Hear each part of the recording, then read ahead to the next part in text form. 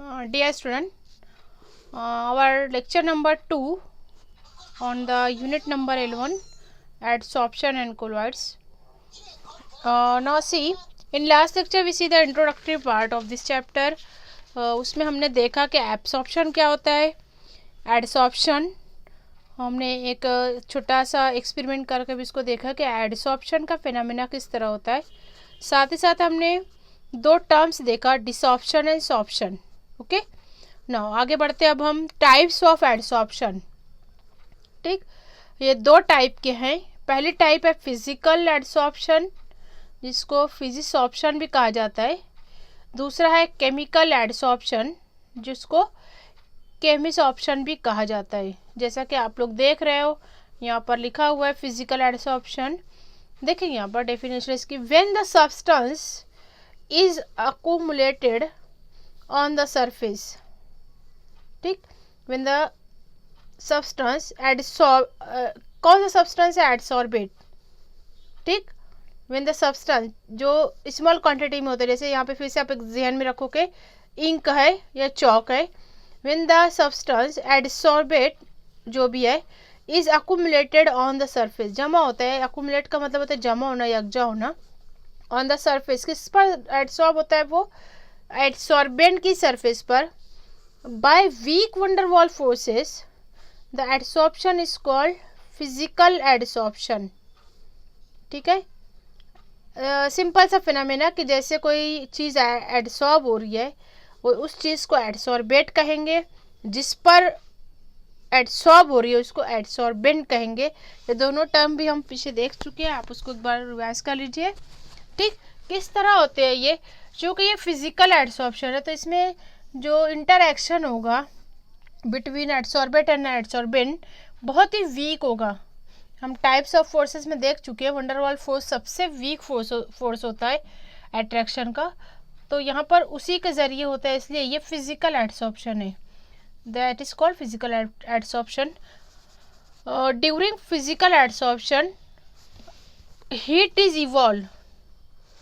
ठीक है, कुछ ना कुछ हीट एनर्जी जो है इवॉल्व होती है, इसलिए इसको कहा जाता है it is A exothermic process. Heat is release होती है. ठीक है,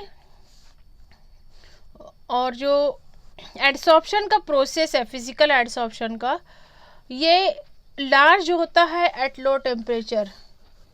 it is large eight low temperature. जैसा कि हीट तो खुद ही निकल रही है, उस फिनोमेना में हीट एनर्जी इवॉल्व हो रही है, निकल रही है. एक्सोथर्मिक मतलब हीट इज रिलीज.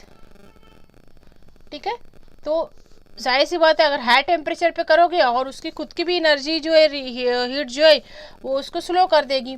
तो ये फिनोमेना जो फिजिकल एडसॉर्प्शन का, ये लो टेम्परेचर पे फेवरेबल होता है. ठीक है, और इसके लिए प्रेशर जो होता है हाई प्रेशर की ज़रूरत होती है.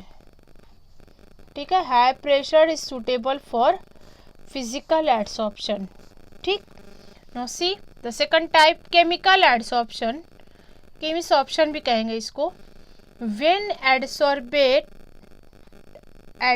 फिर से यहाँ पर जो क्वांटिटी कम होती है, जैसे ink, adsorbate molecules are adsorb at the surface of adsorbent by means of chemical bond. देखेंगे यहाँ पर एक केमिकल फिनोमेना हो रहा है, बॉन्डिंग. बॉन्डिंग का मतलब ही होता है कि एक दूसरे से जो केमिकली जुड़ जाना, chemical attraction.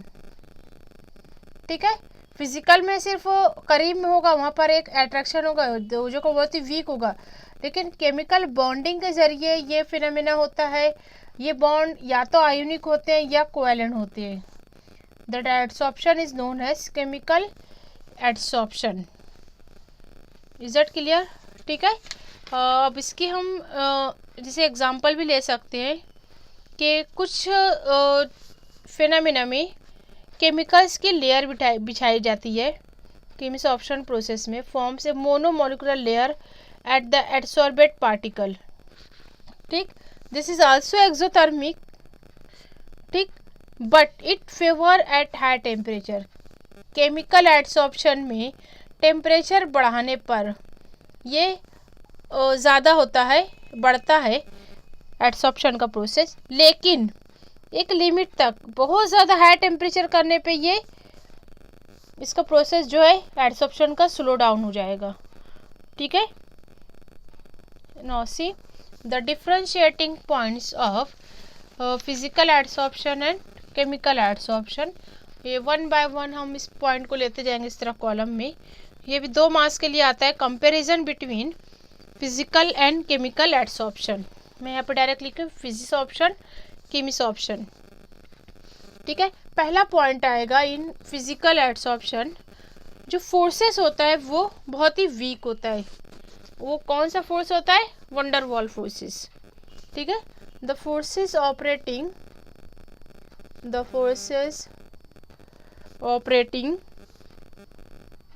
Are weak van der Waals forces,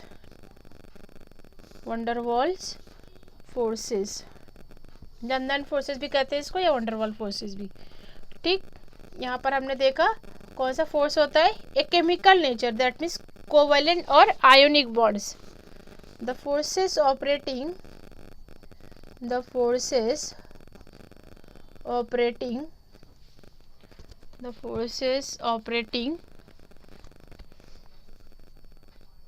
are of chemical nature, जैसा कि हम बता सकते हैं आयोनिक या कोवेलेंट। यहाँ पर बॉन्ड बन जाता है, एडसॉर्बेंट और एडसॉर्बेट के बीच बॉन्डिंग होती है, तो as compared to attraction bonding is more stronger. Okay, दूसरा है physisorption is a not specific.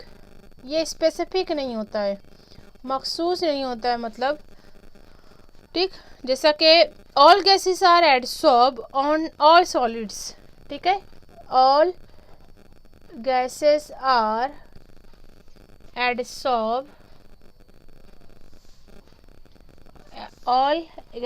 एडसॉर्ब on all solids. ठीक, जैसा कि तमाम गैसें, for example all gases adsorb on charcoal. Charcoal में तमाम गैसें जो है वो एडसॉर्ब हो जाती है, जबकि chemisorption it is highly specific, बहुत मखसूस होता है ये। चूँकि यहाँ पर हम बॉन्डिंग की बात कर रहे हैं, तो कोई भी चीज़, कोई भी एडसॉर्बेट किसी भी एडसॉर्बेंट से बॉन्डिंग नहीं करेगा। ठीक, it is occur only when chemical bond formation, right. कब होगा? जब केमिकल बॉन्डिंग के चांस रहेंगे, केमिकल बॉन्ड फॉर्म होगा, तभी ये ऑकर होगा। When chemical bonds are form, chemical bonding form, then it occur. जैसे हम एग्जांपल ले सकते हैं कि adsorption of oxygen on tungsten. Tungsten एक मेटल है, उस पर ऑक्सीजन का एडसॉर्ब होना, या दूसरा एक बहुत ही famous process hydrogenation of alkene, या फिर हाइड्रोजनेशन ऑफ वेजिटेबल ऑयल। ये होता है hydrogen gas on nickel surface.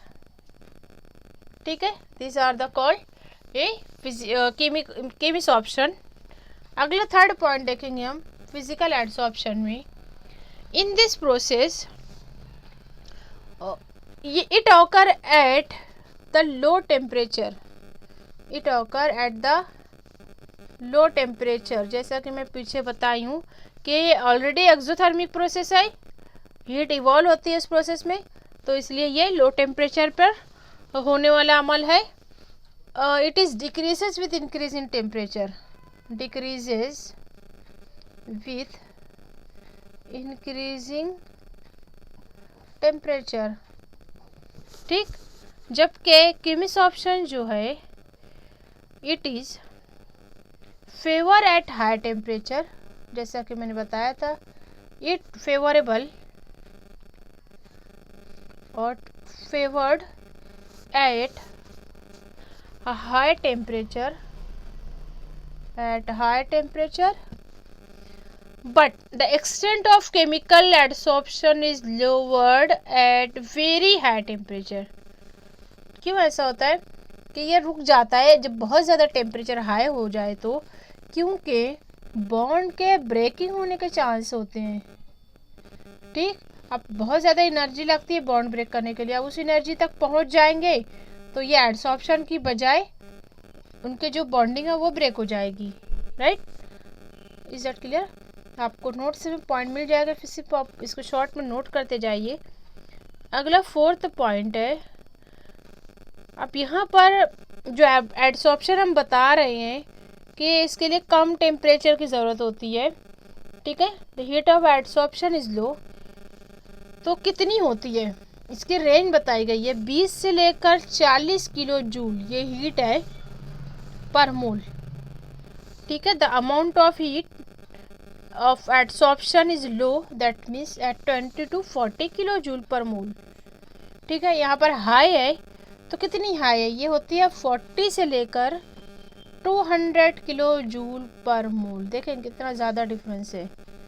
ठीक है, किलो जूल इसकी इकाई है हीट की, तो heat of adsorption is this much for physisorption, heat of adsorption is this much for chemisorption. Okay, now see next point, 5th point, इसके example देख लेते हैं हम। The for example, at low temperature nitrogen gas is physically adsorb on iron surface। Iron metal है, solid है, nitrogen gas है, ये physical phenomena हो गया, फिजिकली अडहियर होती है, वो एडसॉर्ब होती है। नो केमिसॉर्प्शन के example, N2 gas is chemically adsorb on iron at high temperature. उसी के साथ ही साथ ये आयरन के सरफेस सेम फिनोमिना कि नाइट्रोजन गैस एडसॉर्ब हुई आयरन पर। ठीक है, it is adsorb, chemically adsorb at iron surface at high temperature. याद रखेंगे केमिकल एडसॉर्प्शन हाई टेम्परेचर पर कभी भी नहीं होगा। ठीक है, बट केमिकल एडसॉर्प्शन हो जाएगा, लेकिन उसकी भी एक रेंज है, बहुत ज़्यादा हाई टेम्परेचर पे फेल हो जाएगा वो। ठीक है, तो नाइट्रोजन गैस केमिकली एडसॉर्ब होती है आयरन पर एट हाई टेम्परेचर, उसी के साथ ही साथ ये एक लेयर फॉर्म करती है आयरन नाइट्रेट की, which dissolves at very high temperature. वो लेयर डिसॉर्प्शन का पढ़ा हमने पीछे, रिवर्स होता है एडसॉर्प्शन का, which dissolve the layer of nitrogen gas. Is that clear? Last point, now see 6 number, the physisorption is reversible, क्योंकि फिजिकल फिनोमिना है। ठीक है, जैसे मैंने आपने देखा पिछले लेक्चर में मैंने एक एक्सपेरिमेंट करके बताया था। ठीक है, कि ये रिवर्सिबल, जैसे आप चॉक से लिख रहे हैं ब्लैक बोर्ड पे, चॉक से लिख रहे हैं ब्लैक बोर्ड पे, तो उसको आप रब कर दोगे तो डस्ट, जो भी चॉक का डस्ट होगा उसको आप रिमूव कर दिए, टेम्पररी होता है वो, आप उसको रिवर्सिबल कर सकते हो, वापस से फिर लिख सकते हो, वापस से उसको हटा सकते हो डस्ट के पार्टिकल, जो भी चॉक के पार्टिकल्स है। तो ये एडसॉर्प्शन थोड़ी देर के लिए होता है, रिवर्सिबल होता है।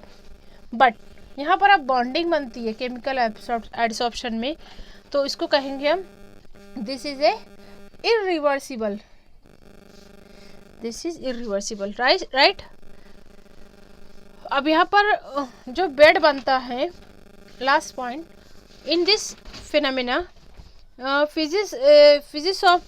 फिजिसॉर्प्शन लेयर में बी मल्टी मॉलिकुलर। ठीक है, ये जो पार्टिकल होंगे वो मल्टी लेयर जो है, एक ऊपर एक, जैसे आपने सपोज चारकोल की एक परत ली है। ठीक है, उसके ऊपर आपने कोई केमिकल डाला है, कोई भी सपोज पानी डाला, पानी गंदा पानी था, आपको इसको फिल्टर करना है इस चारकोल की लेयर से, दूसरी लेयर डाली, इस तरह तीसरी लेयर डाली। ठीक, अब ये तो करीब करीब थे, यहाँ से गंदा पानी पास हुआ, उसमें जो सपोज जो अनडिजॉल्व इम्प्योरिटीज़ होती है, कुछ कंकर वगैरह मिट्टी वगैरह, ये पहले वाले में फंस जाएगी, थोड़ा बहुत नीचे आएगी, नीचे फंस जाएगी। इस तरह ये जो लेयर फॉर्म में होता है, it is a multi molecular layer, ठीक है, of adsorbate particle under high pressure, ठीक है। But in case of chemisorption forms monomolecular layer of adsorbate particle, ठीक है, क्योंकि ये केमिकली होता है तो एक सिंगल लेयर पे जो है वो एडसॉर्प्शन का प्रोसेस ऑकर होता है। Okay, and here we finish this lecture. In next lecture we study the factor affecting on adsorption of gases on solid.